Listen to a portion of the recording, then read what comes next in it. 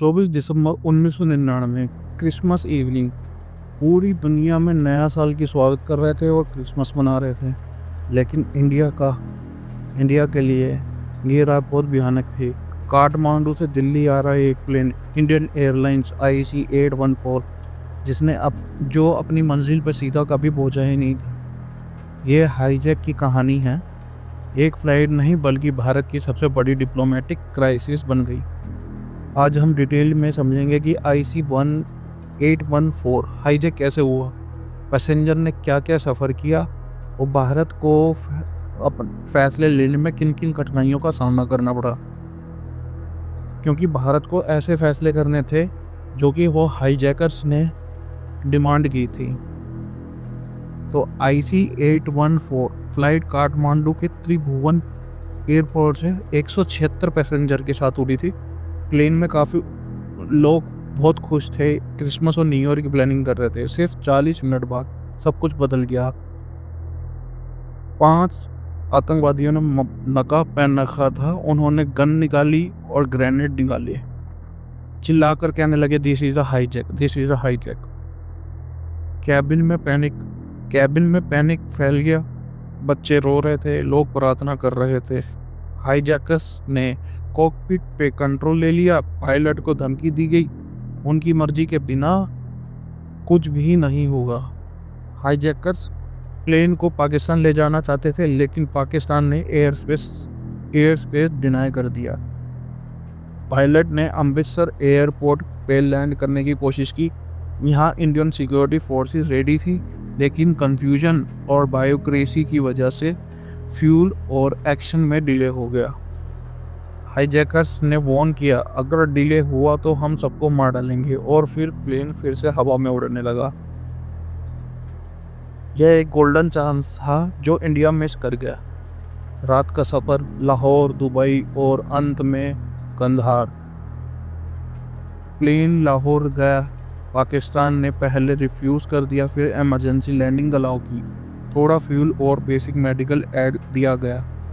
फिर flight Dubai गई, जहां कुछ औरत और बच्चों को रिलीज़ किया गया। लेकिन हाईजैकर्स की असली मंजिल थी अफ़गानिस्तान का कंधार उस वक्त तालिबान के कंट्रोल में था। तालिबान ने हाईजैकर्स को प्रोटेक्शन दी और प्लेन को सराउंडेड कर दिया। अब पैसेंजर तालिबान के शैडो में फंस गया। कंधार एयरपोर्ट पे हाईजैकर्स ने अपनी डिमांड रखी। सबसे बड़ी डिमांड, 3 बड़े टेररिस्ट को रिलीज़ करना है।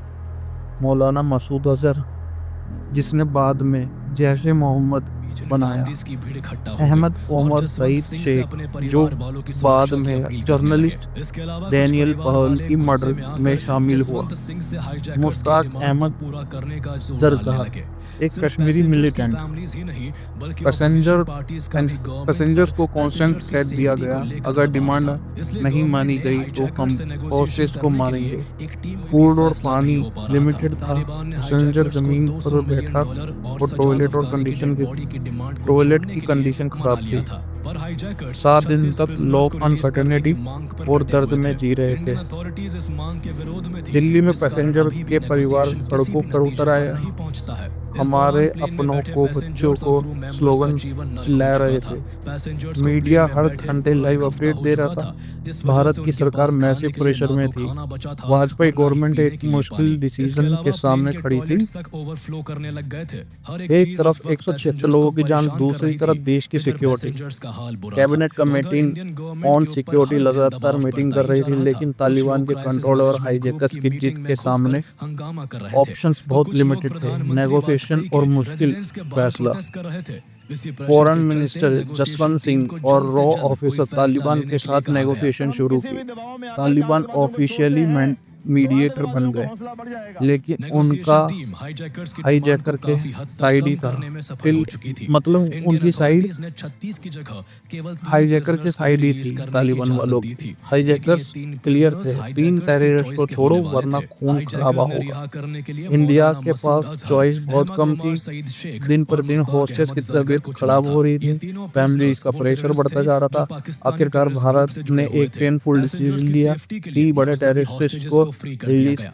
इस दौरान इंडियन करने का अथॉरिटीज को उम्मीद थी कि 31 पैसेंजर्स दिसंबर के रिलीज होने के 1999 बाद नए साल तालिबान पांचों से एक हाईजैकर्स दिन को अरेस्ट पहले कर फॉरेन भारत को सौंप मिनिस्टर देगा, लेकिन जसवंत सिंह तालिबान खुद इसके स्पेशल बिल्कुल प्लेन ऑपोजिट काम कर लेकर रहा था। कंधार दरअसल गए। तालिबान उनके पांचों साथ थे हाईजैकर्स और मसूद भारत से अजहर, रिहा हुए उमर तीनों शेख टेररिस्ट को और जरगार। पाकिस्तान पहुंचाने में मदद एक्सचेंज कर हुआ, रहा था। टेररिस्ट को तालिबान रिलीज ने अपने किया गया व्हीकल और के जरिए पैसेंजर इन को छोड़ सभी दिया को गया। जब पाकिस्तान के होस्टेज बॉर्डर भारत पर छोड़ा वापसी आए, और उनके साथ ही ये परिवार इंश्योर को किया कि इस परिवार बीच रो भारत रो की के तरफ गले से मिल उन्हें रहे पकड़ा थे। ना जा सके। इमोशनल सीन इस हर पूरे तरफ थे, इंसिडेंट से ये कंफर्म हो लेकिन गया अंदर कि इस ही अंदर एक हाईजैकिंग के छोटा पीछे सा खौफ भी पाकिस्तान बन का गया हाथ था। था। कुछ वक्त बाद क्या जब हम इंडियन सही गवर्नमेंट किया? क्या द्वारा हमने इस सही किया? हाईजैकिंग की इन्वेस्टिगेशन की गई तो हाईजैकिंग को लेकर एक पैसेंजर एक कर सेफ अब सारे वापस आ खुलासे गए, होने लगे। लेकिन इंडिया ने इन्वेस्टिगेशन से एक पता बड़ी चला कि किस प्राइस तरह चुकाई। मिराजुद्दीन मसूद वानी अजहर नाम ने के वापस टेररिस्ट ने जाकर जैश ए दाऊद इब्राहिम मोहम्मद के बनाए। नेपाल यह कनेक्शन के ग्रुप इस्तेमाल 2001 से पांचों पार्लियामेंट में हाईजैकर्स के के फेक अटैक में पासपोर्ट भी शामिल बनाकर था। उन्हें राइफल्स उमर और शेख ग्रेनेड्स के साथ प्लेन में ग्लोबल चढ़ने में जिहादी मदद की ग्रुप के थी। साथ लिंक मिराजुद्दीन वानी बनाए। वो आतंकवादी था सरकार फिर जिसने से 1993 में मिलिटेंसी मुंबई में सीरियल एक्टिव हो गया। ब्लास्ट